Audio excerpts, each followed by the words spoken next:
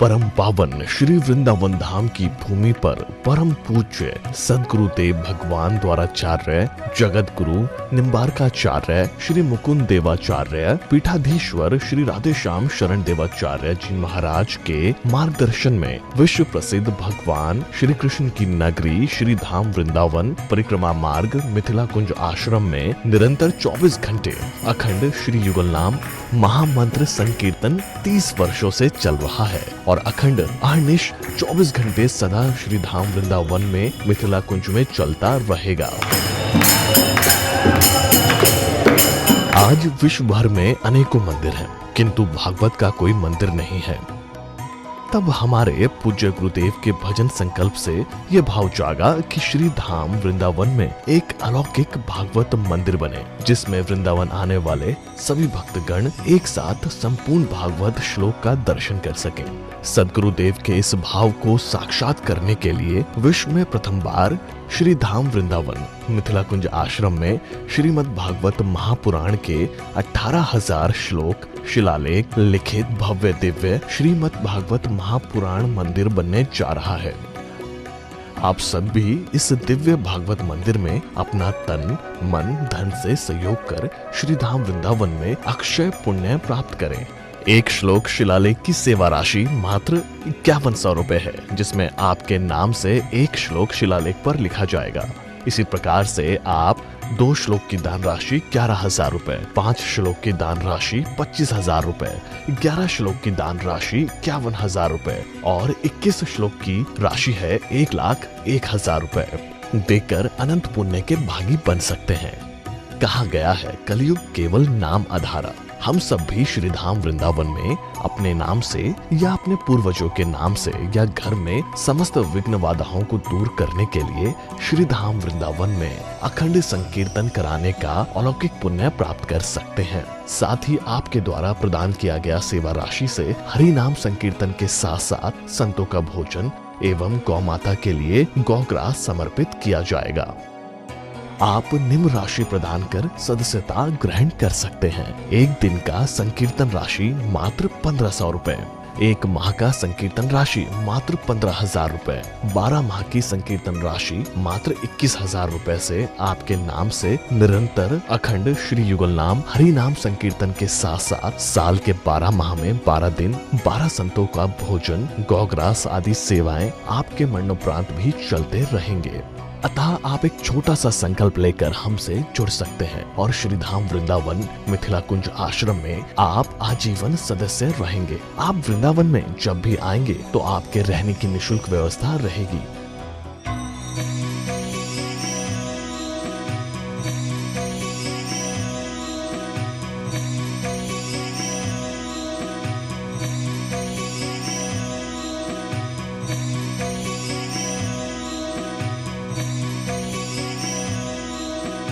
ये संस्था 80 जी के अंतर्गत कर मुक्त है, जिसके द्वारा आप अपने दान पर टैक्स की छूट प्राप्त कर सकते हैं। आपके दान राशि की रसीद आपको बाय पोस्ट संस्था द्वारा भेजी जाएगी। साथ में आपको संस्था का प्रमाण पत्र भी दिया जाएगा। आइए हम सब मिलकर इस दिव्य भागवत मंदिर में अपना तन मन धन से सहयोग कर श्री धाम वृंदावन में एक अलौकिक भागवत श्लोक मंदिर का निर्माण करें। अधिक जानकारी के लिए संपर्क करें और मिथिला कुंज आश्रम से जुड़ने के लिए फेसबुक, यूट्यूब और इंस्टाग्राम मिथिला कुंज ऑफिशियल पेज को फॉलो करें।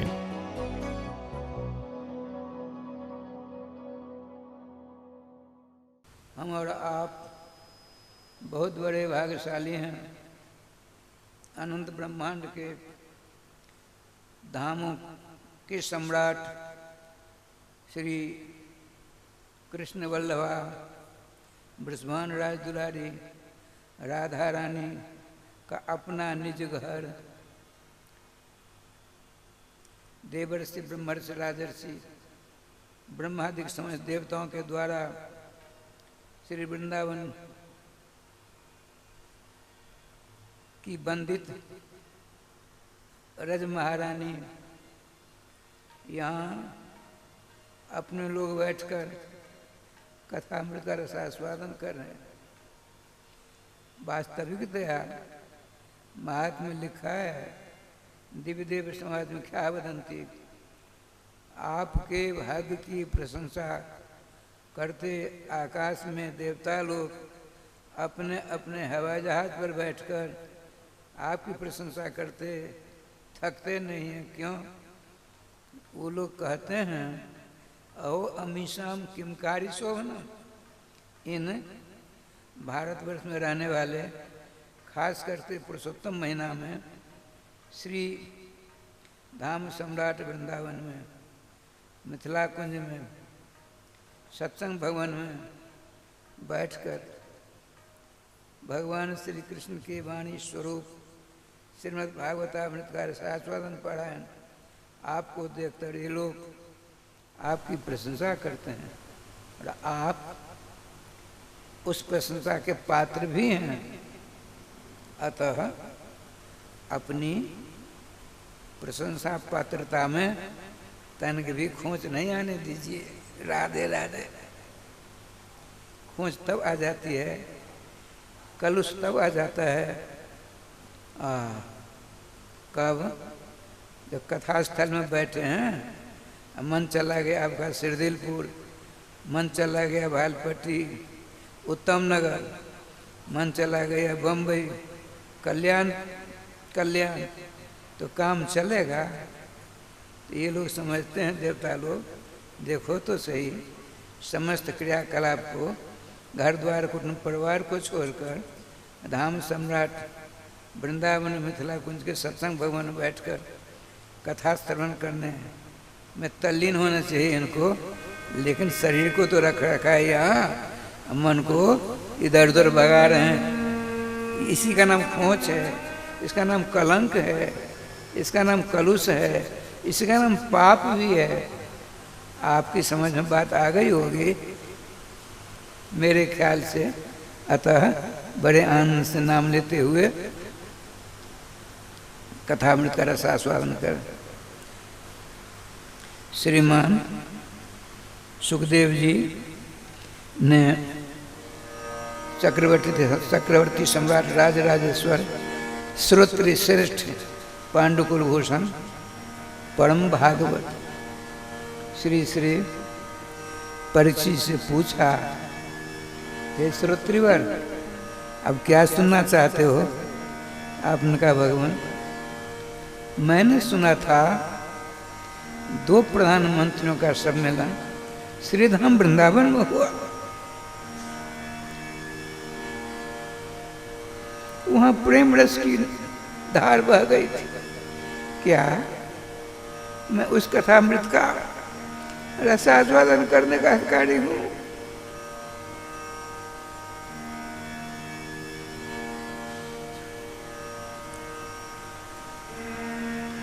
श्रीमान श्री परमहंस भगवान सुखदेव जी ने कहा, राजन, वर्तमान समय में तुमसे बढ़कर दूसरा अधिकारी कोई है ही नहीं। भला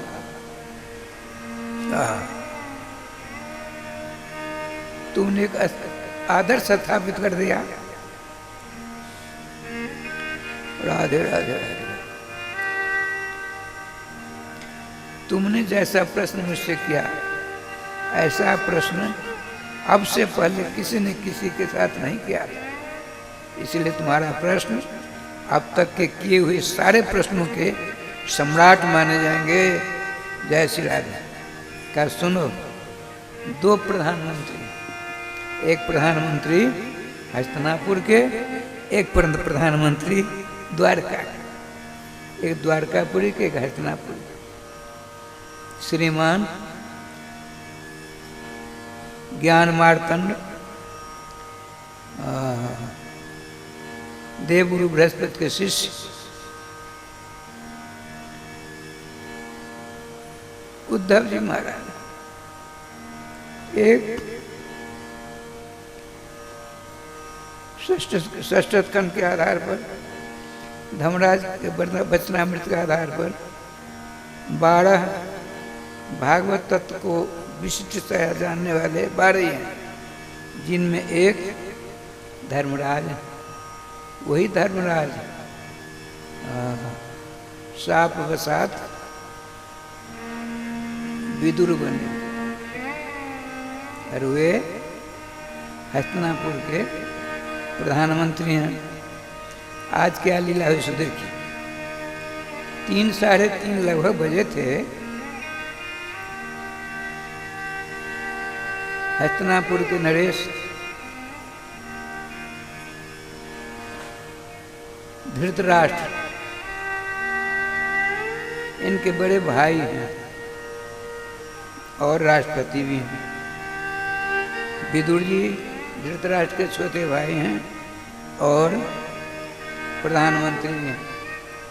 तो आपने सोचा कि मेरा पुनीत कर्तव्य है, हमारे बड़े भाई साहब श्रवण करिए क्या कहते हैं। श्री धृतराष्ट्र जी अपने बड़े पुत्र दुर्योधन के हाथ का कठपुतली बन गए हैं,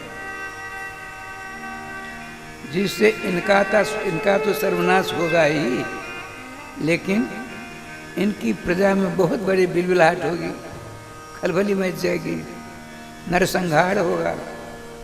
एक बार मैं अपनी बुद्धि से इनके चरणों में बैठकर जरा नीति के द्वारा समझाने का प्रयास करूं तो मैं तो अवाच्य हो जाऊंगा। यह सोचकर श्रीमान भक्त प्रवर प्रातः स्मरणीय पूज्य चरण विदुर नीति के संस्थापक श्रीमान विदुर जी अकेले बैठे हैं। धृतराष्ट्र पहुँचे, चरणों में प्रणाम किया। कौन? विदुर। हाँ, क्या बात है? ये विशिष्ट बात लेकर मैं आपके चरण में आया हूँ। मैं आपसे निवेदन करना चाहता हूँ। बोलो। नहीं, आज की बात कुछ और है। ठीक है, बोलो। आप मेरे बड़े भाई हैं, राष्ट्रपति हैं। मैं आपका छोटा भाई हूँ, प्रधानमंत्री हूँ।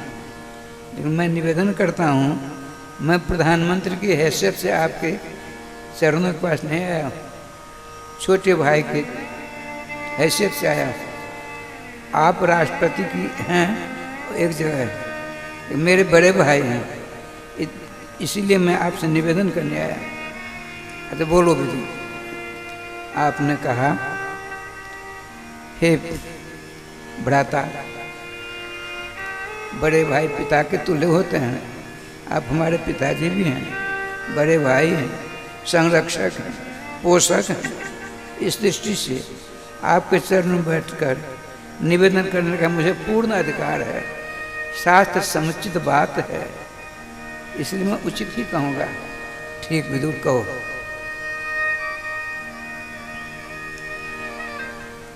एकमात्र आपके वंश में दुर्योधन पाप का अवतार है, कली का अवतार है, और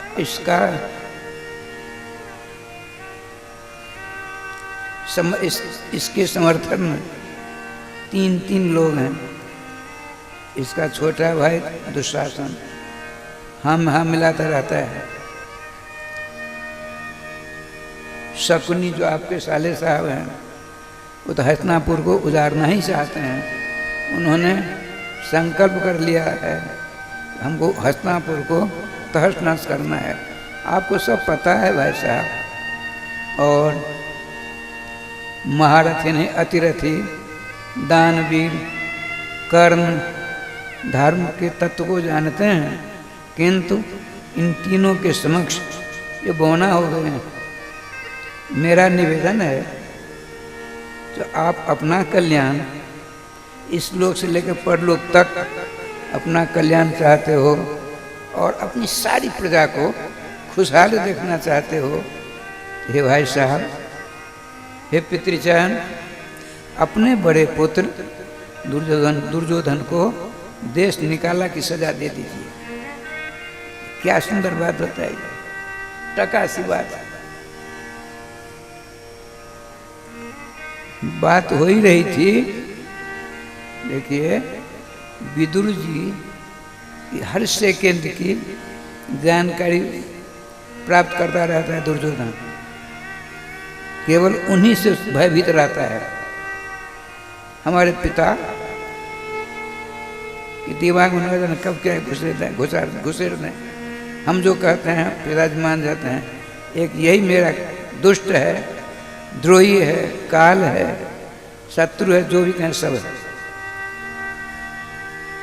गुप्तचरों जाकर कहा ऐसी ऐसी बात है, तुरंत आ गया पिता के सामने, राष्ट्रपति के सामने। राष्ट्रपति का जो पुत्र है, बेटा है। दुर्योधन ने कहा, अरे उदासी पुत्र, तुझको किसने बुलाया यहाँ? मेरे टुकड़े से पलने वाले। अरे राम राम, मेरी पीठ पीछे मेरे पिता से मेरी शिकायत करता है? अरे कोई है नहीं, जीवन अब सुशांत सो, जीता जी से यहाँ जल्दी निकालो। राधे राधे राधे राधे। विदुर जी महाराज, इनकी निंदा करो, स्तुति करो, गाली दो। विष्णु पुराण में एक मंत्र आता है, साधु को कैसा रहना चाहिए। तृणादपि सुनीचेन तरो रिव सहिष्णुना अमानिना मान देना कीर्तनीय सदा। श्रीमान परीक्षित जी निर्निमेष दृष्टि से अपने गुरुदेव भगवान सुखदेव जी के मुखारविंद से वचनामृत का रसास्वादन करते हैं, गुरुदेव के मंगलमय स्वरूप का दर्शन करते जा रहे हैं।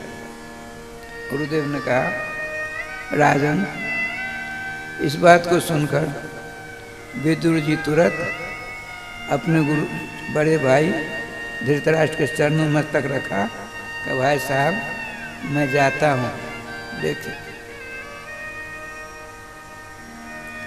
तो प्रधानमंत्री के जो चिन्ह थे सब वहीं रख दिया, धनुष्मान तर्क सब कुछ।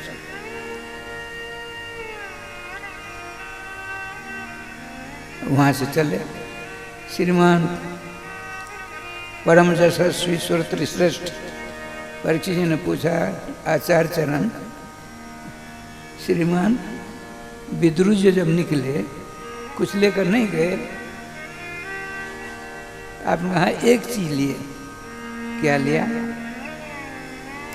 विनिर्गत कौरव पुण्य लब्ध। कौरवों का जो पुण्य था, देखिए, परम धर्मात्मा विदुर जी को रहते इनका संहार नहीं होता। विदुर जी कौरवों का जो पुण्य था उस पुण्य को लेकर चले। श्रीमान सुखदेव जी कहते हैं, विनिर्गत किम कृत्वा कौरव पुण्य लब्ध। कौरवों का जो पुण्य था उसी को लेकर चले। पुण्य का फल होता है सुख, शांति, आनंद। और पुण्य चला गया तो पाप रहा। पाप का फल क्या होता है? कलह, अंतर्द्वंद, एक दूसरे को दिखाना नहीं चाहते। चलते चलते आप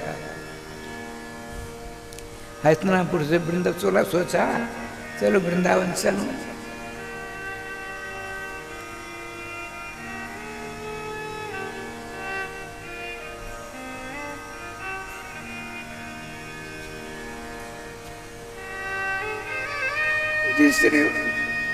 जिस श्री वृंदावन धाम आप बैठे हैं, यहाँ 2.5 किलोमीटर लगभग ज्ञान गुजरी है।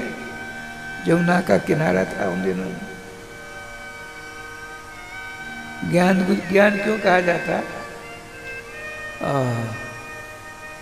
वृष्णि नाम प्रवरो मंत्री कृष्णस्य दैता सखा शिष्यो बृहस्पति साक्षात उद्धव बुद्धि सतम। भगवान श्री कृष्ण के द्वारका के प्रधानमंत्री हैं। और श्री कृष्ण की सखा है, प्रधानमंत्री हैं।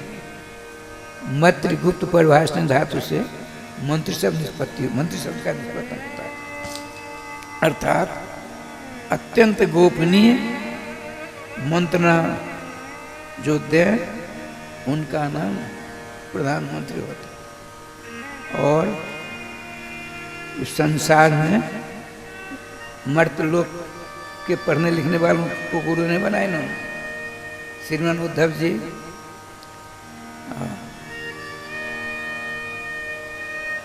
साक्षात बृहस्पति जी के शिष्य थे।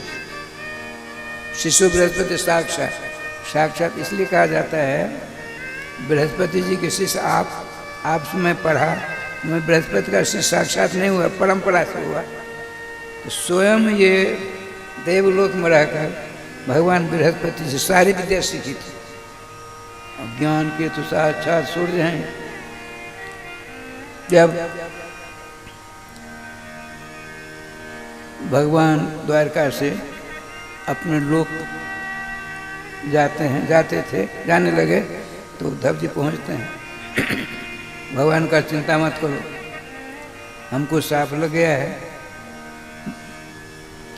द्वारका में कोई नहीं बचेगा, लेकिन तुमको रहना होगा। देखिए भगवान श्री कृष्ण कहते हैं उद्धव नहीं मानना, उद्धव जी मुझसे तनिक किसी प्रकार छोटे नहीं हैं, ज्ञान में, बल में, बुद्धि में, विवेक सभी, रूप में, लावण्य में, धाम में, सब में भगवान श्री कृष्ण मुखारविंद का वचनामृत है। उद्धवो नहीं मनु न, उद्धव जी मेरे समान है, मेरे समान। किसी भी दृष्टि से देखो, अरे भगवान से भी बड़े हो गए। क्यों बड़े हुए? ब्राह्मणों के शाप को भगवान ने अंगीकार किया, स्वीकार किया। उद्धव जी को उसके दायरे से बाहर कर दिया। ब्राह्मण के शाप का प्रभाव श्रीमान उद्धव जी के ऊपर नहीं पड़ने दिया भगवान। क्यों? मद्भेनम ग्राह्य सती, मैंने जो तुमको भागवत पढ़ाया है इसका ज्ञान तुम जा करके सभी जगह वितरण करो। वही कहते ज्ञानम, ज्ञान को मैंने जो तुमको ज्ञान दिया है उसका विस्तार प्रचार प्रसार करो। अब वहाँ से चले राय श्याम श्री वृंदावन आते हैं उद्धव जी।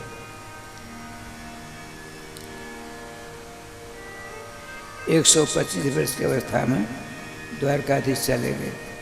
ध्यान रखेंगे हमारे निम्बाड़ समुदाय के आधार पर श्री जोल सरकार समस्त सखी परिकरों के साथ श्री धाम वृंदावन आज भी हैं, थे, हैं और रहेंगे। दो प्रकार की लीलाएं होती हैं, एक वास्तव की लीला होती है, व्यवहार की लीला होती है। वास्तव की लीला में भगवान एक सेकंड श्री धाम सम्राट वृंदावन से एक सेकंड के लिए बाहर नहीं जाते हैं। कंस आदि को मारना अधिक ये व्यवहार लीला है, ये छाया के द्वारा सब करते हैं। वो चतुर्भुजी है, दुभुजी मुरली मनोहर राधा प्रियकांत वृंदावन बिहारी मोर मुरधारी अपनी प्राण बल्लभा श्यामाजू के साथ यहीं सदा विराजमान रहते हैं। बहुतों को दर्शन मिले हैं, आपको भी दर्शन मिल सकते हैं यदि आप उस के दर्शन के लिए लालायित होंगे, प्यासे होंगे तब, अन्यथा संभव नहीं। यहाँ हम आगे बैठेंगे इसलिए झगड़ पड़ते हो तो भगवान कैसे मिलेंगे? एक छोटी सी बात सुना देता हूँ। एक संत थे, संत सम कल्याण करोति, सम कल्याणम तनोति सर्वेषां कृते। संत को अपना कुछ नहीं है, आप सब संत के हैं। सबों का जो कल्याण चाहे उसी नाम संत है। नदी किनारे बैठे थे, एक बुढ़िया वहाँ पहुँचती है, सुनिए ध्यान से श्रोता, पहुँचती है। आपने कहा भगवान महात्मा जी आपने तो भगवान के दर्शन कई बार किए होंगे। कहा हमने कई बार किए हैं। तो पूछिएगा हमको कब दर्शन देंगे? ठीक है, पूछें, पूछकर तुमको बता दें। अब देखिए क्या लीला होती। वो हम आपको समान झगड़ालू थी, बिना झगड़ा किए उसके पेट का अन्न पचता ही नहीं था। 2-4 बार जब तो लड़ झगड़ नहीं लेते तब तो काम नहीं चलता। वो 10-15 दिनों बाद आई। महात्मा जी, जब भगवान से भेंट हुई? हाँ हाँ हाँ माता जी, भगवान से भेंट हुई और तुम्हारे लिए भगवान ने कहा है तुम बहुत झगड़ा करती हो, विवाद करती हो, दूसरों को चैन से नहीं रहने देती हो, इसलिए उसको हम दर्शन नहीं देंगे। और जब ये सब छोड़ दोगी तुरंत भगवान दर्शन देंगे। जाओ, क्या करोगी? हम जाते हैं, विचारेंगे। देखो, फिर भी कहते हैं विचारेंगे। राधे राधे आचार्य जी, लीला।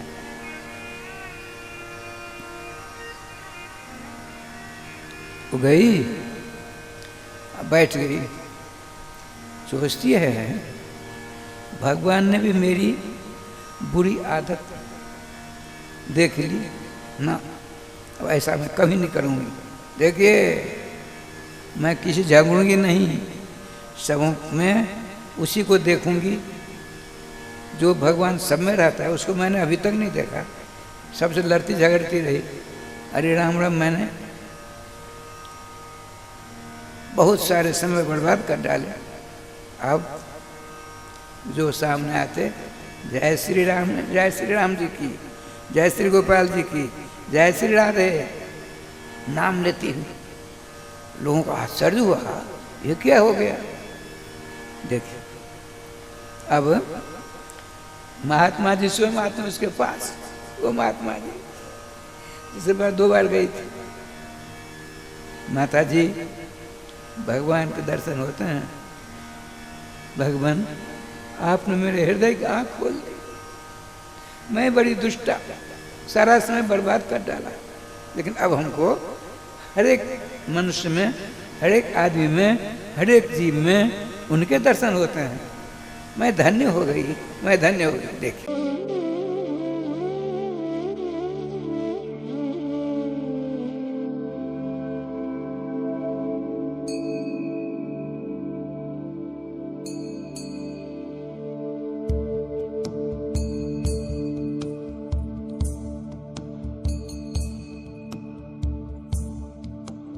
परम पूज्य द्वाराचार्य जगत गुरु निम्बार्काचार्य श्री मुकुंद देवाचार्य पीठाधीश्वर श्री राधे श्याम शरण देवाचार्य जी महाराज के कृपा पात्र शिष्य परम पूज्य महामंडलेश्वर श्री किशोरी शरण देवाचार्य जी महाराज के सानिध्य में श्रीधाम वृंदावन की पावन भूमि पर मिथिला कुंज प्रांगण में विश्व में पहली बार श्रीमद् भागवत मंदिर बनने जा रहा है।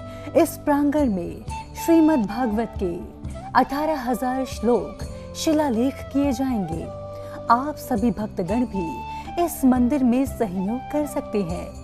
1 श्लोक की सेवा 5100 रुपए, 2 श्लोक की सेवा 11,000 रुपए, 5 श्लोक की सेवा 25,000 रुपए, 11 श्लोक का दान 51,000 रुपए, 21 श्लोक का दान 1,01,000 रुपए। अधिक जानकारी हेतु संपर्क करें। सहयोग हेतु अकाउंट डिटेल्स इस प्रकार हैं।